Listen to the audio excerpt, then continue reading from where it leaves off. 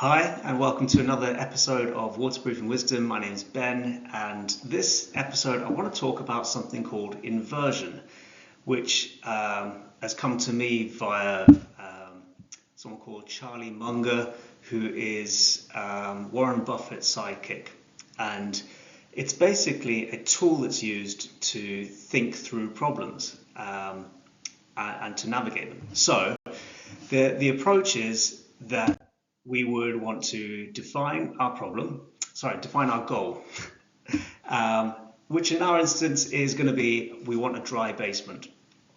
And if we then invert that, what's the inversion? It's a wet basement. And then we think through, well, if I wanted to achieve a wet basement on my waterproofing project, what are my routes to achieving a wet basement? How can I go about doing that? Now, the challenge here is I really encourage you to be realistic. So we're not saying here that you're going to go and become some sort of supervillain and visit sites and slash membranes. What I'm talking about is a more realistic, in my world, in my real world, sat at my desk, what are the things that would lead to failure? What are the things that would lead to wet basement? And here are some things that I've listed out, but I'd strongly encourage you to try and do this for yourself. Just take 5 minutes and think through, what could I do in my real world that would accomplish a wet basement? So here are some things that I've listed out. You might be happy with a scope gap. So that would be the architect's scope doesn't include basement waterproofing, and nor does the engineer's, and you don't have a waterproofing specialist appointed at Reba Stage 2 or 3. So there's just a gap, and hopefully someone will fill that gap, and they probably will, and they'll probably be kind and helpful, but there's a gap, and within that gap, problems occur.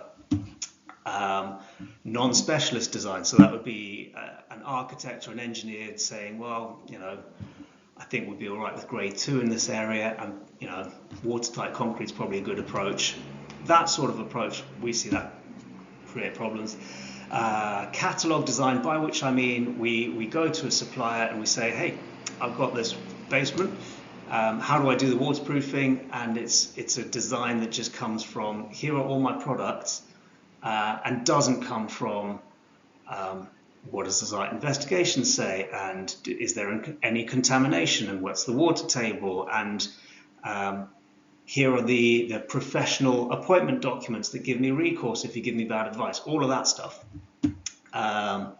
Using a NAF specification document, that would be something like just a standard NBS clause that says a whole bunch of stuff that doesn't actually hold anyone to account. Let's not really scrutinize waterproofing in terms of tender returns. That's a common area. So not many people would know what to be looking for in that tender return. What makes, well, this one's £10,000 cheaper, but is that better?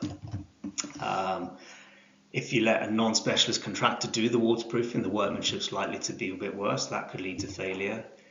That sort of short-term thinking of, well, let's scrimp and save the £10,000 now, which might actually cost £100,000 after practical completion. That's a good recipe for failure.